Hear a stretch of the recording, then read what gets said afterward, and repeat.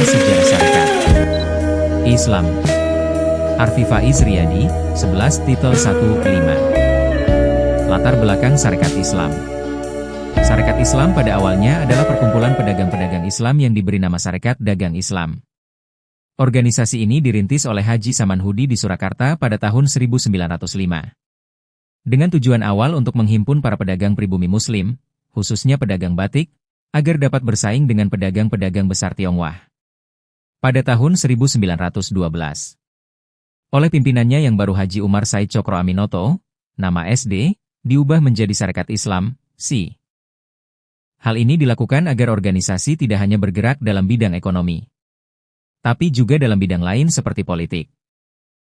Nama tokoh: 1. Haji Samanhudi, 2. H.O.S. Cokro Aminoto, 3. Abdul Muiz, 4. Haji Agus Salim III.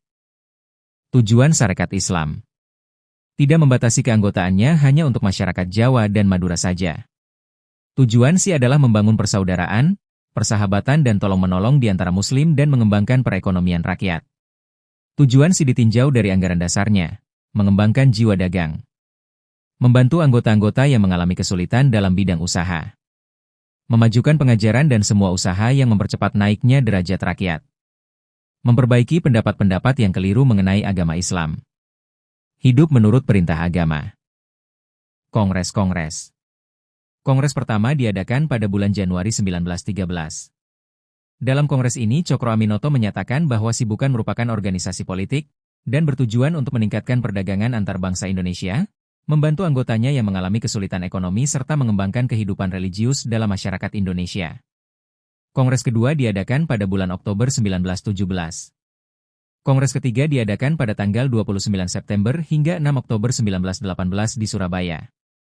Dalam kongres ini Cokro Aminoto menyatakan jika Belanda tidak melakukan reformasi sosial berskala besar, SI akan melakukannya sendiri di luar parlemen. Masuknya pengaruh komunisme. SI yang mengalami perkembangan pesat, kemudian mulai disusupi oleh paham sosialisme revolusioner. Paham ini disebarkan oleh Haji J.F.M. Snevliet. Dengan usaha yang baik, mereka berhasil memengaruhi tokoh-tokoh muda SI seperti Semaoen, Darsono, Tan Malaka, dan Alimin Prawiro Dirjo. Hal ini menyebabkan SI pecah menjadi SI Putih yang dipimpin oleh H.O.S. Cokro Aminoto dan SI Merah yang dipimpin Semaoen. Penerapan disiplin partai. Pecahnya SI terjadi setelah Semaoen dan Darsono dikeluarkan dari organisasi. Hal ini ada kaitannya dengan desakan Abdul Muiz dan Agus Salim pada Kongres SI yang ke-66 hingga 10 Oktober 1921 tentang perlunya disiplin partai yang melarang keanggotaan rangkap. Anggota SI harus memilih antara SI atau organisasi lain, dengan tujuan agar SI bersih dari unsur-unsur komunis. Akhir peristiwa, keputusan mengenai disiplin partai diperkuat lagi dalam Kongres SI pada bulan Februari 1923 di Madiun. Dalam Kongres Cokro Aminoto memusatkan tentang peningkatan pendidikan kader SI dalam memperkuat organisasi dan pengubahan nama CSI menjadi Partai Sarekat Islam, PSI. Pembelajaran penting yang bisa dipetik dari Sarekat Islam.